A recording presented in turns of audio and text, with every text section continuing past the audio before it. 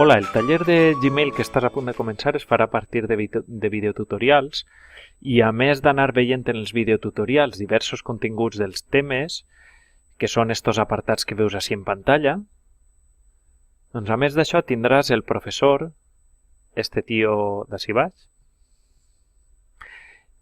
que t'ajudarà al llarg del taller a explicar-te les coses més complicades, si tens algun dubte a resoldre-te'l personalment, i a més aprofitarem també el fet que són pocs alumnes per a intentar treballar en grup. Hi ha algunes pràctiques que són en grup i per tant haureu d'anar intercanviant informació, enviar-vos correus, etc. per a reproduir un ambient relativament real.